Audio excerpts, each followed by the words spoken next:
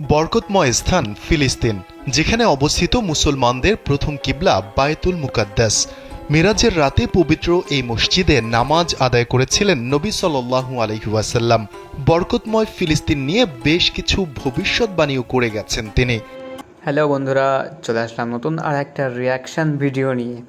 বন্ধুরা, এখন ফিলিস্তিনকে নিয়ে যে যুদ্ধ চলছে, সেই ফিলিস্তিনকে নিয়ে মহানবী সাল্লাল্লাহু আলাইহি ওয়াসাল্লাম কী ভবিষ্যৎবাণী করে গিয়েছেন, আজকে আমরা সেই বিষয়ে জানব। চলুন দেরি না করে ভিডিওটি শুরু করা যাক। বর্তমান ফিলিস্তিন ছিল প্রাচীন বিলাদ আর শামস অঞ্চলের একটি অংশ। ফিলিস্তিন ছাড়াও প্রাচীনকালে শামস অঞ্চলের অন্তর্ভুক্ত ছিল বর্তমান সিরিয়া, জর্ডান ও লেবানন। শামদেশ সম্পর্কে রাসূল সাল্লাল্লাহু আলাইহি ওয়াসাল্লামের বেশ কিছু ভবিষ্যৎবাণী রয়েছে। বিশেষ করে বাইতুল মুকাদ্দাস ও তার আশপাশের এলাকায় অদূর ভবিষ্যতে কি হতে যাচ্ছে সে বিষয়ে অনেক ভবিষ্যৎবাণী করে গেছেন নবী সাল্লাল্লাহু আলাইহি ওয়াসাল্লাম। এক হাদিসে আবু হুরায়রা রাদিয়াল্লাহু তাআলা আনহু বর্ণনা করেন, রাসূল সাল্লাল্লাহু আলাইহি ওয়াসাল্লাম বলেছেন, কিয়ামত সংগঠিত হবে না যতক্ষণ পর্যন্ত মুসলমানগণ ইহুদি সম্প্রদায়ের সাথে লড়াই না করবে। মুসলমানগণ তাদেরকে হত্যা করবে, ফলে তারা পাথর বা বৃক্ষের আড়ালে আত্মগোপন করবে। তখন পাথর বা গাছ বলবে, হে মুসলিম, হে আল্লাহর বান্দা, এই তো ইহুদি আমার পশ্চাতে, এসো তাকে হত্যা করো। কিন্তু গারগাদ গাছ এ কথা বলবে না, কারণ এ হচ্ছে ইহুদিদের গাছ।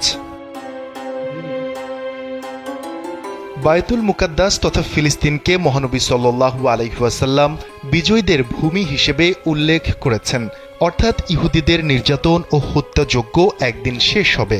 মুসলমানদের একটি দল তাদের সঙ্গে যুদ্ধ করবে এবং বিজয়ী হবে। হযরত আবু উমামা রাদিয়াল্লাহু তাআলা আনহু থেকে বর্ণিত, রাসূল সাল্লাল্লাহু আলাইহি ওয়াসাল্লাম বলেন, আমার উম্মতের একটি দল সত্যের ওপর বিজয়ী থাকবে, শত্রুর মনে পরাক্রমশালী থাকবে। দুর্ভিক্ষ ছাড়া কোনো বিরোধী পক্ষ তাদের কিছুই করতে পারবে না। আল্লাহর আদেশ তথা কিয়ামত পর্যন্ত তারা এমন থাকবে। সাহাবীরা জিজ্ঞাসা করলেন, হে আল্লাহর রাসূল, তারা কোথায় থাকবে? রাসূল সাল্লাল্লাহু আলাইহি ওয়াসাল্লাম বলেন, তারা বাইতুল মুকাদ্দাস এবং তার আশপাশে থাকবে। উম্মতের মধ্যে একদল বিশেষ শ্রেণীর লোক থাকবে যারা সত্যের পথে লড়াই করতে থাকবে, তাদের সঙ্গে আল্লাহর সাহায্য থাকবে। তারা সত্যের পক্ষের সংগ্রামকে কিয়ামত না আসা পর্যন্ত অব্যাহত রাখবে, কেউ তাদের কোনো ক্ষতিও করতে পারবে না। হাদিসের ভাষ্যমতে এ দলটি শামদেশ অঞ্চলে অবস্থানকারী হবে। মুগিরা ইবনে শুবা রাদিয়াল্লাহু তাআলা আনহু থেকে বর্ণিত, রাসূল সাল্লাল্লাহু আলাইহি ওয়াসাল্লাম বলেন, আমার উম্মতের এক দল সবসময় সত্যের ওপর বিজয়ী থাকবে। এভাবে কিয়ামত এসে যাবে আর তারা বিজয়ী থাকবে।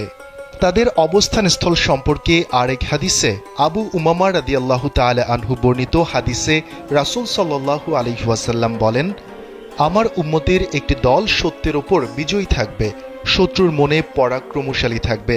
দুর্ভিক্ষ ছাড়া কোনো বিরোধী পক্ষ তাদের কিছুই করতে পারবে না। আল্লাহর আদেশ তথা কিয়ামত পর্যন্ত তারা এমনই থাকবে। সাহাবায়ে কিরাম জিজ্ঞাসা করলেন, হে আল্লাহর রাসূল, তারা কোথায় থাকবে? রাসূল সাল্লাল্লাহু আলাইহি ওয়াসাল্লাম বললেন, তারা বাইতুল মুকাদ্দিস ও তার আশেপাশে থাকবে। শাম একসময় মুসলমানদের আশ্রয়স্থল হবে। সেখানকার দামেস্ক নগরীর পার্শ্ববর্তী গোত নগরী তাদের সেনা ছাউনি হবে। হযরত আবু দারদা রাদিয়াল্লাহু তাআলা আনহু থেকে বর্ণিত, রাসূল সাল্লাল্লাহু আলাইহি ওয়াসাল্লাম বলেন, মহাযুদ্ধের সময় মুসলিমদের ছাউনি হবে গোতা শহরে, যা দামেস্ক নগরের পাশে অবস্থিত। এটি শামের উৎকৃষ্ট শহরগুলোর একটি।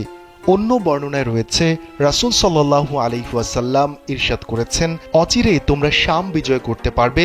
যখন তোমাদের সেখানে বসবাসের এখতিয়ার দেয়া হবে, তোমরা দামেস্ক নগরীকে বাসস্থান বানাবে, কেননা তা যুদ্ধ পরবর্তীকালীন মুসলিমদের আশ্রয়স্থল হবে আর তাদের ছাউনি হবে সে দেশের একটি ভূমি যাকে গোতা বলা হয়। ঈসা আলাইহিস সালাম দ্বিতীয় আকাশে অবস্থান করছেন। কিয়ামতের আগে তিনি আবার পৃথিবীতে অবতরণ করবেন। দুজন ফেরেশতার ডানায় ভর করে সিরিয়ার দামেস্ক শহরে শুভ্র মিনারের কাছে তিনি নেমে আসবেন। আবার সিরিয়ার বাবেল লুদ নামক স্থানে দাজ্জালকে মেরে ফেলবেন। তো বন্ধুরা, আজকের ভিডিওটি এই পর্যন্তই। ভিডিওটি কেমন লাগলো তা অবশ্যই কমেন্টে জানাবেন এবং আমাদের চ্যানেলে যদি নতুন হয়ে থাকেন তো চ্যানেলটিকে সাবস্ক্রাইব করে আমাদের পাশে থাকবেন।